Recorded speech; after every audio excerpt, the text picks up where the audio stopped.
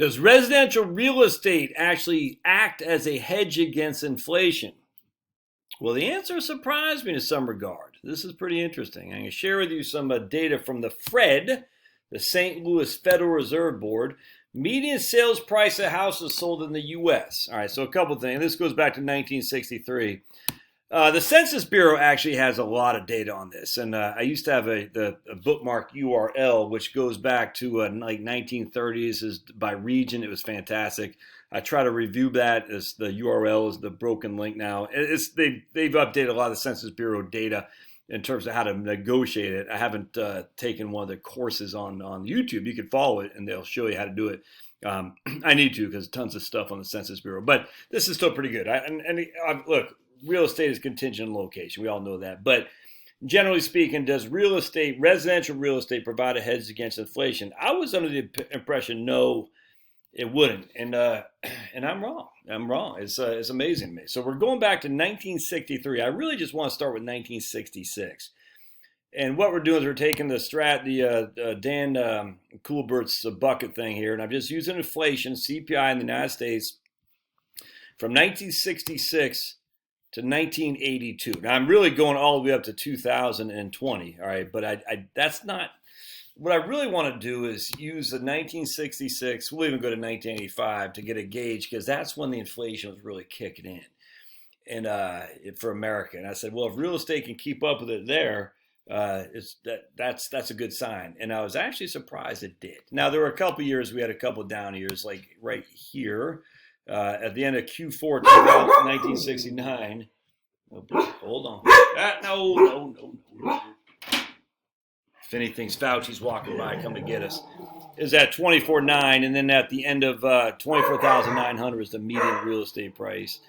Then at the end of Q4 1970 is at 22.6, so we had a little bit of a decline there.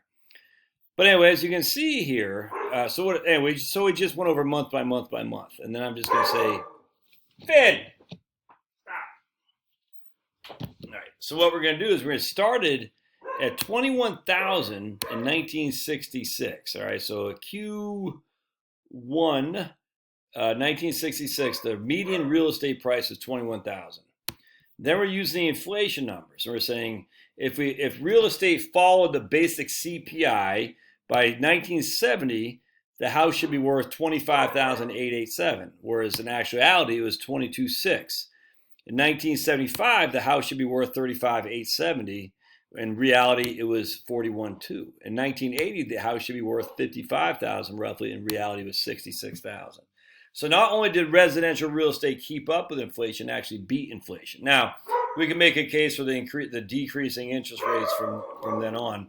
The house should have been worth $71,000. And 1985 is worth 86. And interest rates are going down, so the demand's going up, whatnot. But hold on.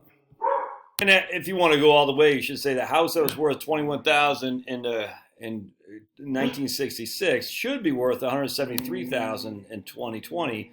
And actually, the median residential real estate is 358. So I mean, now it's dropped a little bit in the last quarter.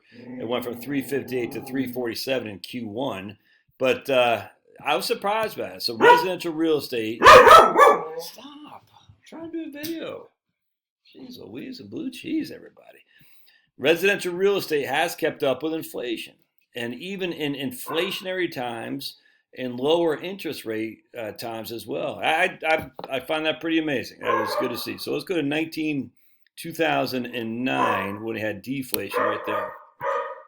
All right, so in 2009...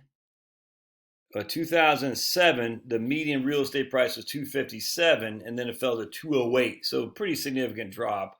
That should have only dropped by $1,000 if it followed CPI specifically. But again, obviously there's a lot of shenanigans going on here. That's the thing. I don't even care so much about this. I was more just worried about this. This is the last time we had any kind of significant inflation. And it kept up, man. It did, without question. Now, did you make a ton of money? Well, from 1966 to 1976, or 10 years, 1975, you should have been worth $35,870 with inflation, but it was worth $41,200. So you actually made, that's $6,000 more than inflation. 1980, it should have been worth 55,000. It's worth 66. So yeah, pretty interesting. And that's just so there's evidence, at least empirical, that residential real estate did keep up with inflation. Well, I have no idea. What did it do in Japan? I have no idea. Can we find it? Sure. Do I feel like looking at it? Not right now. But I'm pretty comfortable now to say, at the end of the day, and look, when I used to look at the Census Bureau data, I always said residential real estate will follow inflation, maybe a little bit more, but not much more. All right. And so I'm pretty comfortable with that. If you can get inflation-like returns, yeah, a little bit more on residential real estate, that's not such a bad thing. I'll take that. Especially because there's really not a huge downside risk. I mean, there's some, I grant you. I mean, this is, that's pretty significant from 257,000 to 208. That's that's basically $50,000 decline on 257. That's a 20% decline in residential real estate. If that's if you're leveraged to the hill, you're in a world of hurt. Lesson: don't be leveraged to the hill. But that's nothing like the 57% decline we had in the S&P 500. Yeah, just something to think about. Love to hear your thoughts. All right, sorry about the dog. Actually, not really. We'll see ya.